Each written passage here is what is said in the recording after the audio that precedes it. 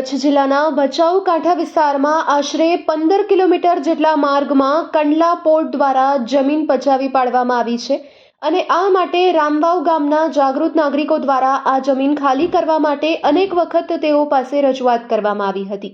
આજરોજ અમારા કચ્છકારે ટીવી ન્યૂઝની ટીમ દ્વારા રામવાવના એક જાગૃત નાગરિક સાથે વાતચીત કરવામાં આવી ત્યારે તેમના દ્વારા જણાવવામાં આવ્યું હતું કે 4 મહિના પહેલા કચ્છ કલેક્ટર દ્વારા ઓર્ડર આપવામાં આવ્યો છે કે આ જમીન તાત્કાલિકપણે ખાલી કરી દેવામાં આવે, પરંતુ કંડલા પોર્ટના પ્રશાસન દ્વારા હજુ પણ આ અંગે કોઈ પગલાં ભરવામાં આવ્યા નથી।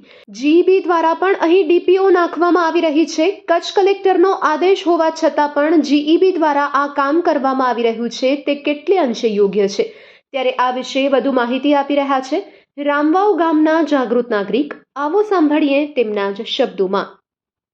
મારું નામ જાડેજા શ્રી પરવેશજી, ગામ રામવાવ, જે વારંવાર ભચાઉ કાંઠા વિસ્તારની જે કંડલા પોર્ટની જમીન રહી 15 કિલોમીટરની અંદર અને 32,000 એકર, આ જે એનો ભુજ કલેક્ટર અરોડા સાહેબે ઓર્ડર પણ 4 મહિના પહેલાં કરી દીધો ખાલી કરવાનો, પણ હજી કંડલા પોર્ટના અધિકારીઓએ મેલી ભક્તિ એવી બતાવે છે કે સિઝન પૂરી કરાવવા માંગે છે। મોટા મોટા હપ્તા એ લોકોને શાયદ મળતા હોય એવો લાગે છે અને ભચાઉ મામલતદારને પણ હું અત્યારે મળ્યો તો એ હજી કોઈ જવાબ આપ્યો નથી।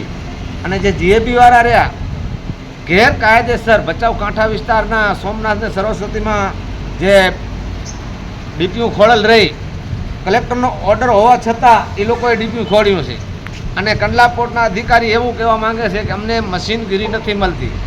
આ 4 મહિના પહેલાંનો ઓર્ડર છે પણ હજી સુધી આ લોકોએ ખાલી કર્યાનો આજકાલ કરે છે। વચ્ચે આપણા દેશના વડાપ્રધાન આવવાના હતા, એના કારણે કીધું કે અમને પોલીસનું પ્રોટેક્શન નથી મળ્યું એટલે મેં અત્યારે નહીં, અમુક તારીખ પછી, અને આજે મને એવો ફોન દ્વારા જવાબ આપવામાં આવ્યો કે મશીનગીરી મળતી નથી।